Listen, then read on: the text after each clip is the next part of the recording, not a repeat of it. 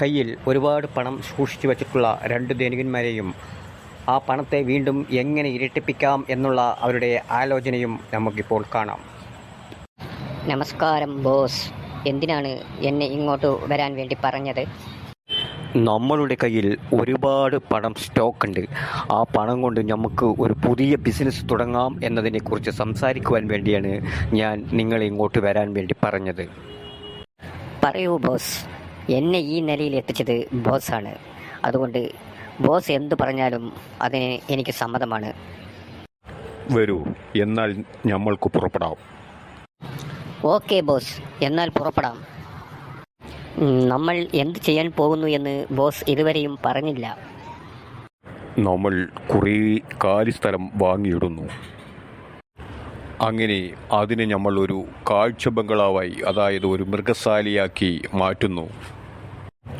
അങ്ങനെ അതിൻ്റെ ഉള്ളിലേക്ക് പ്രവേശിക്കുവാൻ വേണ്ടി ഒരാളിൻ്റെ അടുത്ത് നിന്നും 500 രൂപ വീതം നമ്മൾ ടിക്കറ്റ് ഈടാക്കുന്നു. അതെന്തായാലും കൊള്ളാം, അത് നല്ല ഒരു ഐഡിയ തന്നെ. ബോസിൻ്റെ ബുദ്ധി എന്തായാലും അപാരം തന്നെ. എന്നാൽ സ്ഥലമെത്താറായി, നമുക്ക് ഇറങ്ങാം. അങ്ങനെ പണികളെല്ലാം കഴിഞ്ഞ് മൃഗശാല തുറന്ന് പ്രവർത്തിക്കാൻ തുടങ്ങി. 500 രൂപ ടിക്കറ്റും നിർബന്ധമാക്കി. രാജുയോട് വരൂ, എങ്ങനെയുണ്ട് നമ്മളുടെ കാഴ്ചബംഗ്ലാവിൽ? കളക്ഷനൊക്കെ നന്നായി നടക്കുന്നില്ലേ? കളക്ഷൻ വളരെ മോശമാണ് സാർ. ഒരു കുട്ടി പോലും ടിക്കറ്റ് എടുത്ത് ഉള്ളിലേക്ക് വരുന്നില്ല. എങ്ങനെ പോയാൽ കമ്പനി നഷ്ടത്തിലാകുമല്ലോ. അത് ശരിയാണ് സാർ. ഇങ്ങനെ പോയാൽ നമ്മുടെ കമ്പനി വളരെ നഷ്ടത്തിലോടാൻ തുടങ്ങും. എന്നാൽ പിന്നെ നമുക്കൊരു കാര്യം ചെയ്യാം. പറയൂ ബോസ്. എന്നാൽ രാജു ഒരു കാര്യം ചെയ്യൂ.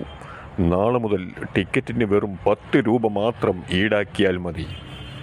മനസ്സിലായില്ല സാർ. പറയാം. അങ്ങനെ ടിക്കറ്റിൻ്റെ വില വെറും 10 രൂപ മാത്രമാക്കി മാറ്റി.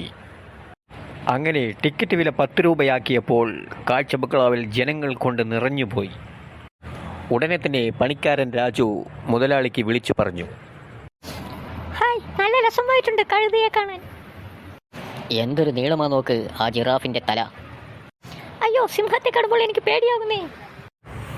രാജു, ഉടൻ തന്നെ ഇവിടെ വരൂ. കാഴ്ച ബംഗ്ലാവിൻ്റെ ചുറ്റുമുള്ള എല്ലാ വാതിലുകളും വേഗം അടയ്ക്കൂ. എല്ലാം പറഞ്ഞതുപോലെ തന്നെ ചെയ്തിട്ടുണ്ട് മുതലാളി. ടിക്കറ്റിന് 500 രൂപയാക്കിയപ്പോൾ ആരും വന്നില്ല. 10 രൂപയാക്കിയപ്പോൾ കാഴ്ച ബംഗ്ലാവ് നിറഞ്ഞുപോയി. ഇനി ഇതിൻ്റെ ഉള്ളിൽ നിന്നും പുറത്തു പോകാൻ ഒരാളിൽ നിന്നും 2000 രൂപ വീതം ടിക്കറ്റ് ഈടാക്കിക്കോളൂ. അങ്ങനെ ബോസും പാർട്ട്ണറും കൂടി ജനങ്ങളെ പറ്റിച്ചുകൊണ്ട് അവരുടെ പണത്തെ ഇരട്ടിപ്പിച്ചു. അങ്ങനെ കൂട്ടുകാരെ, പുതിയ പുതിയ വീഡിയോവിന് വേണ്ടി നമ്മുടെ ചാനലിനെ സബ്സ്ക്രൈബ് ചെയ്യുക, ലൈക്ക് ചെയ്യുക, ഷെയർ ചെയ്യുക മറക്കരുത്.